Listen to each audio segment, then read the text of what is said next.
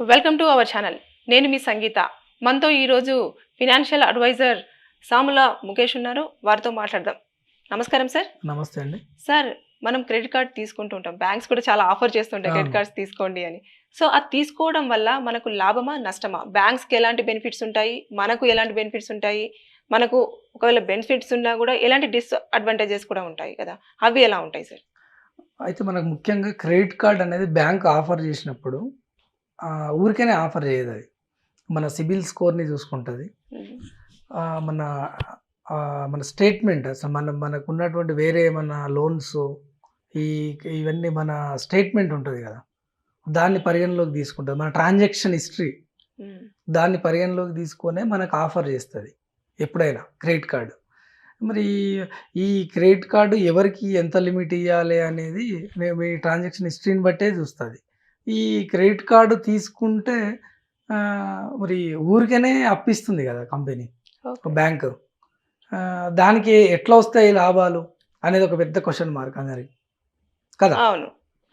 అంటే దానికంటూ మీరు ఒక 40 days గ్రేస్ పీరియడ్ అని ఉంటుంది. వన్స్ బిల్ జనరేట్ అయిన తర్వాత ఆ గ్రేస్ పీరియడ్లో కట్టినప్పుడు బ్యాంకుకి ఎటువంటి ఉపయోగం లేదు. ఉపయోగం ఇన్ ద సెన్స్ దట్ మన నుండి ఎటువంటి ఉపయోగం లేదని అనుకుంటాం, అంతే కదా. అంతే. ఏ పని చేసినా లాభం ఆశిస్తాం. మరి ఇక్కడ లాభం ఏమొచ్చింది కంపెనీకి? మీరు 10,000 వాడినారు, 10,000 బిల్లు కట్టినారు. ఇన్ టైంలో లాభం వస్తుందా? మనం ఎక్కడైతే క్రెడిట్ కార్డు వాడతామో, ఏ మర్చెంట్ దగ్గర అయితే వాడతామో, బట్టలు కొన్నా, మీరు ఇంకా ఆన్లైన్ షాపింగ్ చేసినా, ఎక్కడైనా చేసినా 2% ఆ మర్చెంట్ నుంచి డైరెక్ట్ ఆ బ్యాంక్కి వెళ్తుంది. ఓకే, అది లాభం. మీకు మామూలుగా యూజర్ ఛార్జెస్ అని స్టార్టింగే మీకు ఇంత ఛార్జ్ చేస్తామని చెప్పి తీసుకుంటారు. అది ఒక రకమైనటువంటి లాభం. ఎప్పుడైతే మీరు 40 days పీరియడ్లో కట్టనప్పుడు ఎంఏడి, మినిమం అమౌంట్ డ్యూ అని ఉంటుంది. ఆ ఎంఏడి కడతారు కదా, ఆ ఎంఏడి పేమెంట్ అయిపోయిన తర్వాత రిమైనింగ్ అమౌంట్కి ఇంట్రెస్ట్ ఛార్జ్ చేస్తాడు. ఆ ఇంట్రెస్ట్ 100% లాభం. ఎందుకు అని అంటే అబౌవ్ 3%, 4% వేస్తారు అర్థం కాకుండా. అంటే బేసిక్గా క్రెడిట్ కార్డ్స్ అనేవి మీరు అవసరాలకు కాదు, అత్యవసరాలకు వాడుకున్నప్పుడు మాత్రమే క్రెడిట్ కార్డ్ యూజ్. ఎవరికి? మనకి. ఎట్లా ఉన్నా బ్యాంకు వాడికి అయితే వాడి లాభం వాడికి వస్తుంది. మీరు ఏ అత్యవసరానికి వాడినా, అవసరానికి వాడినా. కానీ అత్యవసరానికి వాడకుండా అనవసరంగా వాడినప్పుడు, ఈ పేమెంట్ సరిగా గడనప్పుడు మీ సిబిల్ స్కోర్కు ఎఫెక్ట్ అవుతుంది. ప్లస్ మీరు ఎట్ ద మంత్ ఎండ్ ఏంది అని అంటే మీరు వచ్చిన మీకు వచ్చే ప్రతి రాబడినంతా ఈ కార్డు పేమెంట్ కట్టడానికే యూజ్ చేయాల్సినటువంటి ఇబ్బందులు ఎదురవుతాయి. మనకి ఇంకేమైనా లాభాలు ఉంటాయా అని అంటే, ఇప్పుడు ఆన్లైన్ షాపింగ్ చేస్తే ఆఫర్స్ పెడతారు. కొన్ని ఫెస్టివ్ సేల్స్ ఉన్నప్పుడు పలానా బ్యాంక్ కార్డు ఉన్నప్పుడు ఇంత క్యాష్ బ్యాక్ వస్తుంది అని అంటారు. ఇవి వినియోగదారులకు రివార్డ్ పాయింట్స్ వస్తాయి. రివార్డ్ పాయింట్స్ని మనము షాపింగ్ అయినా చేయొచ్చు, మీరు క్యాష్ కూడా కన్వర్ట్ చేసుకోవచ్చు. ఒక 1 year 6 months అట్లా బాగా వాడిన తర్వాత రివార్డ్ పాయింట్ కొంత అమౌంట్ రూపకంగా మారుతుంది. అది దాన్ని కన్వర్ట్ చేసుకుంటే అది కూడా బెనిఫిటే కార్డు హోల్డర్కి. బేసిక్గా ఏంటి అని అంటే మీరు ఏ విధంగా వాడుతున్నారు దీన్ని, ఏ సమయాలలో వాడుతున్నారు అనే దాన్ని బట్టి లాభ నష్టాలు బేరీజ్ చేయగలుగుతాం.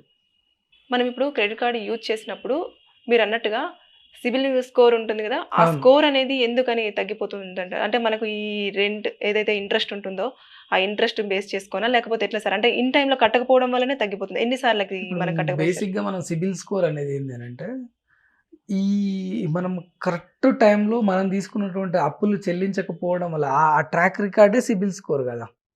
మీరు క్రెడిట్ కార్డు ద్వారా అమౌంట్ మీరు తీసుకున్నారు, ఏదో విధంగా వాడుకున్నారు అని అంటే క్రెడిట్ నథింగ్ బట్ అప్పు.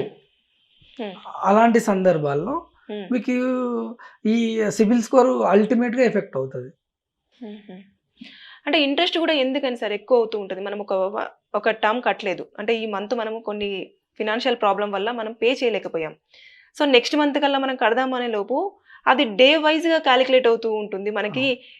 చాలా మనం తీసుకున్న దానికంటే ఎక్కువగా. యాక్చువల్ ఏంటి అని అంటే, మీకు క్రెడిట్ కార్డ్ ఇచ్చేటప్పుడు ఏదైతే బ్యాంకులో వాళ్ళు సేల్స్ వాళ్ళు ఉంటారో అన్ని టర్మ్స్ అండ్ కండిషన్స్ చెప్తారు. కానీ అది వినేటటువంటి ఓపిక గాని అవన్నీ ఉండవు మనకు.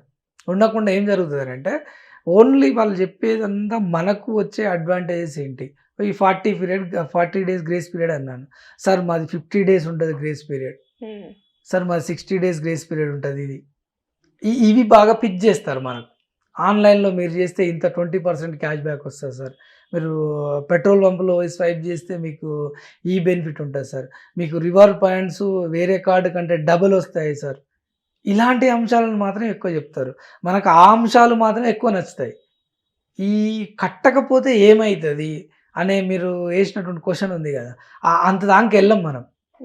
ఏదో ఫ్రీగా వస్తుంది తీసుకుంటున్నాం అనే గాని మిక్చర్ 2 రకాలుగున్నాయి. అడ్వాంటేజెస్, డిసడ్వాంటేజెస్ 2 ఉంటాయి. నాకు ఎమర్జెన్సీలో ఎవరిని అడగలేనప్పుడు మీరు ఏదైనా కొనాలనుకున్నప్పుడు తప్పదు అది కొనాల్సిన సందర్భం. ఎవరినో అప్పడిగే బదులు నీ దగ్గర కార్డ్ ఉందనుకోండి తీసేసుకుంటావు కదా! దానికోసం ఎమర్జెన్సీ పర్పస్ మాత్రం బాగా యూజ్ అవుతది క్రెడిట్ కార్డ్. అది మిస్‌యూజ్ ఎప్పుడైద్దంటే ఎక్కడ పడితే అక్కడ వాడినప్పుడు మిస్‌యూజ్ అయిపోతది. ఎవరికి పడితే వాళ్ళకి ఇచ్చినప్పుడు మిస్‌యూజ్ అయితది. ఇంకా బేసిక్‌గా ఏదంటే మన దగ్గర కార్డ్ ఉన్న అంశం పక్కోళ్ళకి చెప్పకుండా ఉండడం బెటర్. మనం కూడా కొన్ని సార్లు మర్చిపోవాలి లేదనుకోవాలి. అంతే అప్పుడు మనకి యూజ్ ఉంటది. ఓకే. అంటే ఇతరులకి టెమిట్ గాము. మార్కెట్‌కి టెమిట్ గాము. ఆషాఢం సేలో, శ్రావణం సేలో, ఇంకోటి డిసెంబర్ సేలో, ఆగస్టు సేలో, న్యూ ఇయర్ సేల్ అని ఇట్లా వస్తాయి కదా! ఇలాంటివి వచ్చినప్పుడు మనం టెమిట్ కాకుండా ఉండాలి అంటే నా దగ్గర కార్డ్ లేదు అని నిశ్చయించుకొని కూర్చున్నప్పుడు టెమిట్ గాము. ఓకే. ఓన్లీ అత్యవసర సమయాల్లో మాత్రమే క్రెడిట్ కార్డ్‌ని యూజ్ చేస్తే మనం అన్ని రకాలుగా బెనిఫిట్ అవుతాం. అంతే. ఓకే. Thank you sir. చాలా చక్కగా వివరించారు. చాలా కొత్తగా చెప్పారు. అంటే క్రెడిట్ కార్డ్ ఉన్నట్టు మర్చిపోమని చెప్పేసి ఒక ట్యాగ్ లైన్ ఇచ్చారు. Thank you sir. Thank you so much.